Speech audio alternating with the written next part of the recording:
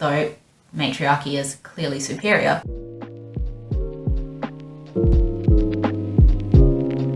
It's finally here. Today is the day of the Barbie screening. I'm so excited. It's all I've been able to think about all day. I'm amazed I got any work done, to be honest. I usually try and not get my expectations up too high for films because I think it's always good to go in with a completely open mind, thinking it's going to be neither good nor bad as much as possible. So I'm kind of hoping with this film that even if it's not like the most amazing, incredible masterpiece or anything, I think there will definitely be many moments that will be enjoyable. Even just watching Ryan Gosling will be enjoyable because I love him, and if anyone has seen The Nice Guys, you know how incredible he is at comedy. The visuals, the costumes, everything is going to look so amazing. It's going to just be a fun experience, I think, regardless of whether the whole thing works and becomes a favorite of the year or anything like that. My sister is coming with me. She's going to come to my house soon and we'll drive together. I have to drop off a drill to my grandparents because I borrowed my granddad's drill to put up some curtains and then promptly forgot about it. He wants that back, so we will drop that off first, then we'll go have a quick dinner and then we will go to the screening. This is the fit. I've gone just with this top again because it's comfy and it's pink enough, and then the rest is black, of course. I don't normally particularly dress up for screenings anyway. You still have to remember that you're sitting in a cinema for 2 hours, so it still needs to be comfortable to sit in. But yes, that's the fit.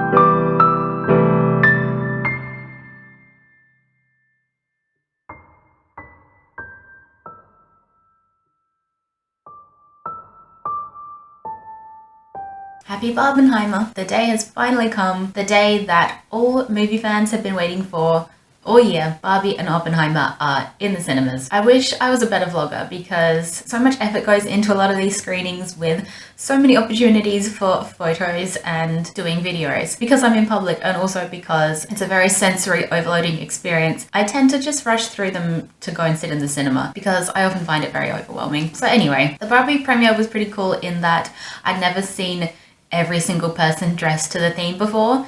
There have been some occasions where people have dressed up a bit or just dressed a little bit in theme, but literally every single person was wearing some shade of pink, and it was pretty cool to see. Of course, the Oppenheimer screening, there wasn't quite as much opportunity for fanfare considering the subject matter would have been a little bit inappropriate. Let's get to the reviews of the actual films, which is what we're here for. So I'll start off with Barbie, which so far has definitely been winning out in the Barbie versus Oppenheimer, which isn't really a thing because they're such different films, and Barbie was always going to win in terms of box office numbers because it just has a wider appeal. There are so many people I know who don't really watch films that much, certainly don't really go to the cinema to watch films, and they are all so excited to see it or have already seen it. It's actually quite astonishing. I don't think there's been a film for decades probably that has made it so much into popular culture so quickly before it even came out. Like as big as Marvel movies are or the Avatar movies, this is a film that is reaching beyond the usual film goers into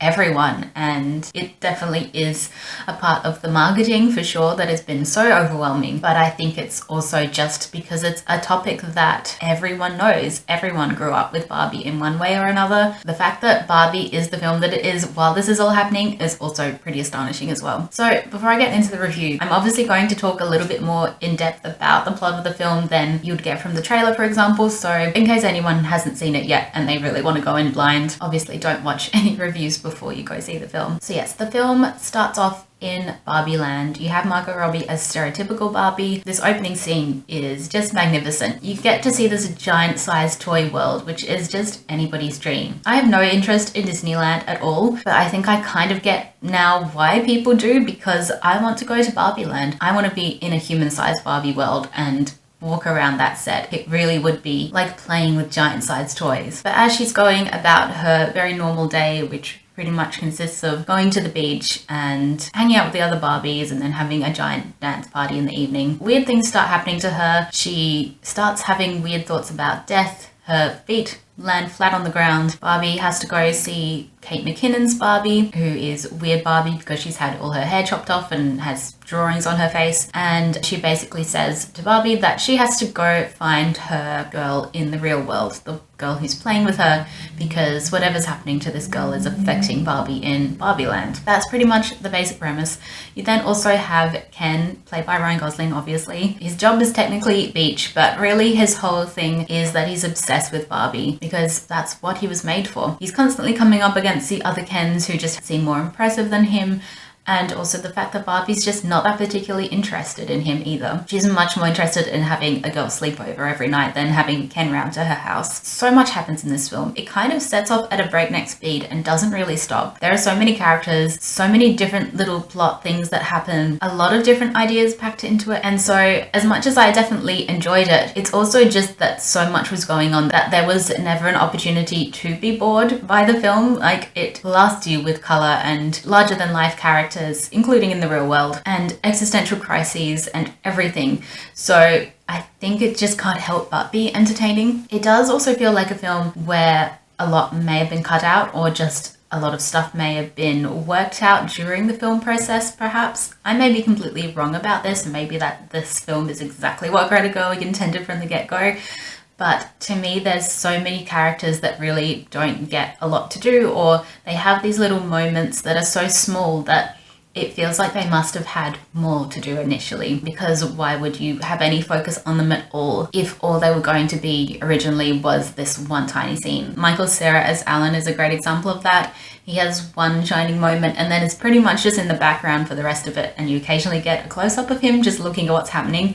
And it felt like there must have been a lot more with his character that just there wasn't time to fit into the film. And when you get that feeling from a film, regardless of whether it's true or not, it just makes the film feel less cohesive than it should. I can definitely see why you'd want to pack in as much as possible in terms of referencing different Barbies and different dolls that Mattel had released, because the concept of Alan is so funny that he was brought out as Ken's buddy and it was only ever made once because they didn't realize the implications until after they released him somehow. Of course, Greta is probably believing she only had one chance at this film, and so was probably just putting everything in that she could. There's so many different characters that they absolutely have potential to make more of these films if they wanted to. I'm sure Mattel are definitely looking into it right now. I feel like I'm going to list a lot of issues I had with this film, even though I did really enjoy it, and I gave it 4 stars, but I still think it's worthwhile talking about it. They made Barbie Land so fun and fantastical that going into the real world was a real bummer, and I know that's very much clearly the point, but it feels like they put so much effort into that Barbie set and creating this world and coming up with all the intricacies of it that it almost felt wasted because we really don't get to see a lot of it because the plot kind of gets in the way. I almost wish they didn't feel the need to have such a plot-heavy film. You could have kind of had more of a hangout film in Barbie Land, and I think everyone would have been happy with that.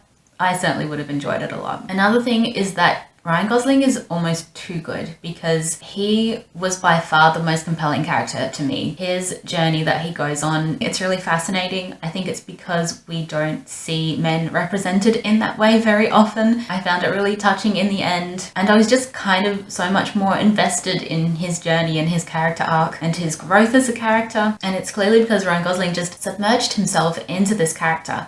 Like, it feels like he was doing method acting, but like in a good way. Just every facial expression, every tiny movement he does, the way he delivers lines, it's all pitch perfect. It's almost to the detriment of Barbie, and Margot Robbie plays Barbie pitch perfect as well. But the problem with stereotypical Barbie is she doesn't have a character, and that's kind of her point and her journey. So it just makes it a lot harder to connect with her character because there's really not much there. Every actor is clearly having a blast and are so fun to watch. It's a great ensemble. I especially liked Kate McKinnon as well. She always just does her thing, but I always enjoy watching her. And I also loved, as usual, seeing the random British actors pop up in bit parts because they filmed this in London. I also really liked the way the music was integrated into the film. It's all original music written for the Barbie album, but it did not feel like they were just advertising the album. The songs really felt like they were written for the specific scenes in which they appear. In terms of like the themes and the message, I personally found the feminist message to be a bit obvious and very unsubtle in its delivery. Of course, for people who are not chronically online, the message might be actually quite revolutionary, or people who are just not exposed to these kinds of ideas. So I don't think that the film needed a different message as such, but I do think it could have been told in a more subtle way. Within the context of a Barbie film, it does become a bit more interesting because Barbie is obviously about her careers. She's very much a career-driven woman and has had many careers over the years, and that's kind of her appeal, is that she's a woman with a job and diverse set of interests that are very rarely, if ever, motherhood, and that's why Ruth Handler, who created Barbie, created her in the first place. But that in itself can become problematic because suddenly you're telling girls that they can be anything and everything, when in actual fact we should just be telling people that they are enough as they are.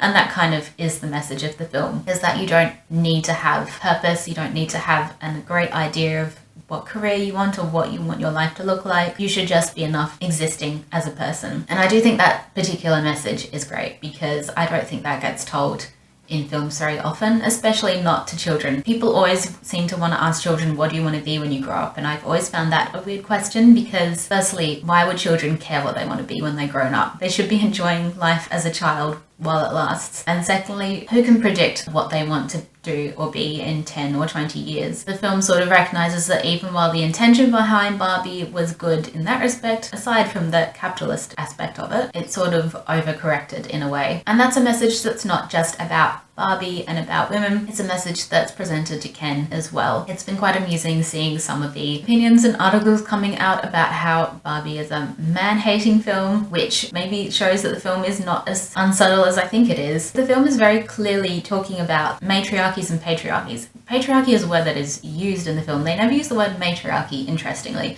but Barbie Land is a matriarchy at the beginning. And the film proceeds to show that either system does not particularly work that well, though matriarchy is clearly superior. But also, more importantly, I think, is that patriarchy does not service either men or women, and I think it shows in a really interesting way the way that patriarchy is really toxic towards men as much as it is towards women, and that was an aspect I really did enjoy of the film. The film really did make me think about my relationship with Barbies and playing with Barbie as a child. My sister and I had a few Barbies and we actually had one Ken, amazingly, but our two main Barbies were single mums. The way we played with our Barbies is that they were adults, and they were a way for us to act out the way that we thought adults would act, or the way we thought the adult world worked. Though we also did this with plenty of our other toys, but I think specifically with Barbie, I just remember they had so much drama, and it was very adult drama as well. Like, someone was betraying another person or cheating on them. I remember Barbies constantly were like storming off or driving away in this Barbie car we had. I assume this is all stuff we just learnt from watching TV. I think a lot of the nostalgia for Barbie, at least for me, can come from the fact that it was a safe way to act out adult things or the adult world, and now we're adults and we're actually having to live it, and it's much scarier. We kind of wish we could go back and just be playing with Barbies instead of actually having to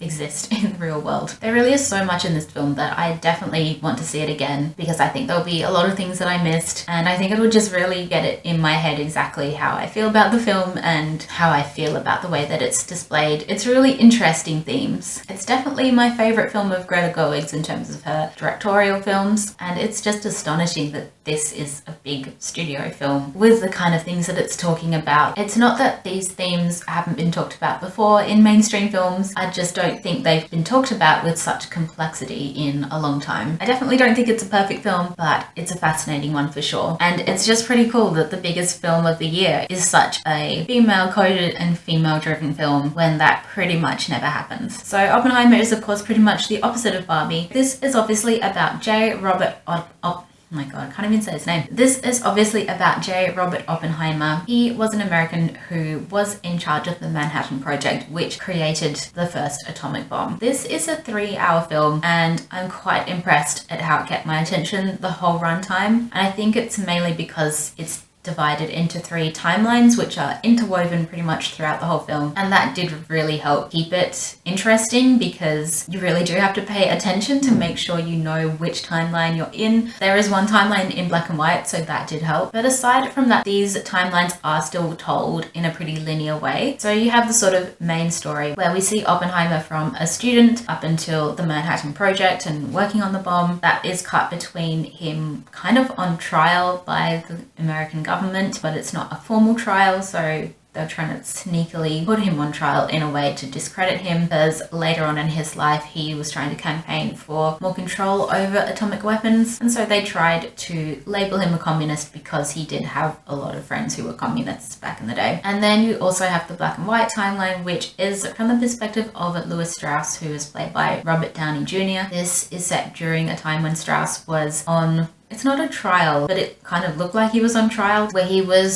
sort of going through this like selection process for a Senate nomination. And so he's providing more outsider's perspective of Oppenheimer, though of course you slowly learn that he doesn't have a particularly unbiased opinion of Oppenheimer. I often think with biopics it's always better to just pick the most important part of a person's life, because I think trying to tell the whole story can be quite tedious, but actually having a bit more of a breadth of Oppenheimer's life did really help put the film in a sort of more political context. And the story of how they created the bomb, it is interesting, but it's not really as interesting to me as the ramifications of creating this bomb, and that's actually the aspect where I felt the film fell down a little bit. Cillian Murphy is of course incredible. He is so perfect in this role. He just displays the right amount of like arrogance but also intelligence, and constantly throughout the film, even before he's created the bomb, you feel like he's always struggling between his fascination with the science and his sort of arrogance at wanting to know whether he could actually make a bomb like this, and also completely understanding the ramifications of making such a bomb. His excuse that he gave to himself and the team of scientists he had around him is that once people see the impact of this bomb, there will never be wars again. I mean, that's a pretty naive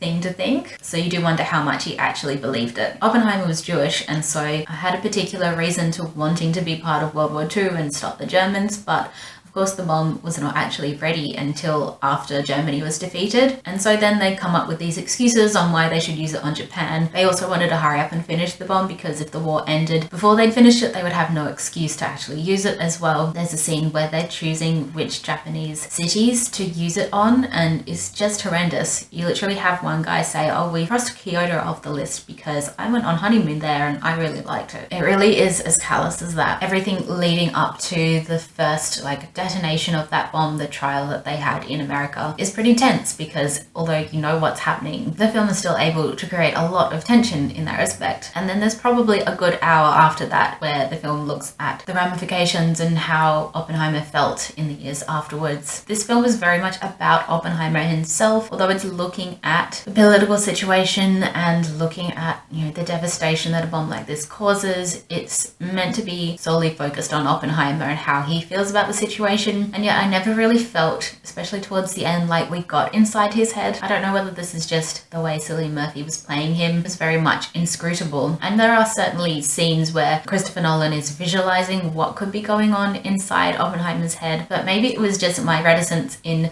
necessarily believing these scenes were true, because I don't know whether we know exactly what Oppenheimer thought. It feels like the film is sitting on the fence a little bit with that, because it doesn't want to make one statement or the other, which I guess is fair enough when there's no historical evidence, but then if you're going to frame your film entirely about this one person and about his point of view, apparently Christopher Nolan wrote the script in first person from Oppenheimer, then that doesn't really work unless you're going to commit to something. Oppenheimer became a celebrity as a result of apparently ending the war, and you get a sense of frustration from him about this because he clearly kind of loves the recognition but also is frustrated by it because it doesn't give him any actual political power, and you feel like he kind of got a taste for that during the Manhattan Project when he had generals and other people deferring to his opinion, and then that completely vanished as soon as he'd actually created the bomb. In terms of the rest of the film, there are so many famous actors in this film. They just keep popping up one after the other. Matt Damon is a particular standout, I think, as the general who was in charge of the Manhattan Project. He's just doing another like daggy middle-aged man character, and he's so good at them. I do think the female characters really were the weakest. Florence Pugh is literally in it for 2 seconds, and she really is a weird stereotype of a character. And Emily Blunt also just appears to be drunk and upset a lot of the time. They really are accessories to Oppenheimer's story, and so a lot of the male characters as well, which in a way is fine because it is his story. It kind of feels like Christopher Nolan may have taken on board some of the criticisms that he receives about his female characters and was actually trying to do something about it. Like, he clearly thought these were like strong and interesting women, but they just didn't come across that way to me. This is an historical fiction film set at a certain time. There's just gonna be a lot of white men, and that's fine. As usual with Christopher Nolan films, the music is way too loud, to the point where I could not hear some of the dialogue, and I really don't understand why he does it that way. I could sort of see in this film that maybe it was so as to contrast the moments where there is absolute silence, which only happens a couple of times, and I guess is meant to signify that this scene is very significant. I think eventually I kind of was able to just trick my brain into ignoring most of the music, but it's certainly a very overwhelming experience having that blasting at you for 3 hours. I've given this film 4 stars as well on Letterboxd because I'm just impressed that anyone can make a 3-hour film that is as engaging as this one is. I think it's probably one of Christopher Nolan's most straightforward films as well. As much as you have to pay attention to the different timelines, it's pretty easy to follow along what's happening, but it also helps in that it's historical fiction, and so if you have even a vague knowledge of the events of the Manhattan Project and World War II, then you're going to be able to keep up with it pretty well. But I did enjoy this one. The performances are amazing. The sort of attention to detail in terms of the setting and the costumes and everything is quite impeccable. It's very successful at making these historical figures feel alive and like they have whole complicated backstories that you never hear about, obviously because it's not necessary to the plot, but you still feel like they're there, which I think is actually a surprisingly tricky thing to do. I enjoyed it while I was watching it, but unlike Barbie, I don't need to see Oppenheimer again. I think once was enough. So let me know which film you're seeing first, or if you're seeing both, or just one of these films. If you've already seen these films, definitely let me know what you thought in the comments below. I hope you're having a great day, and I will see you next time. Bye!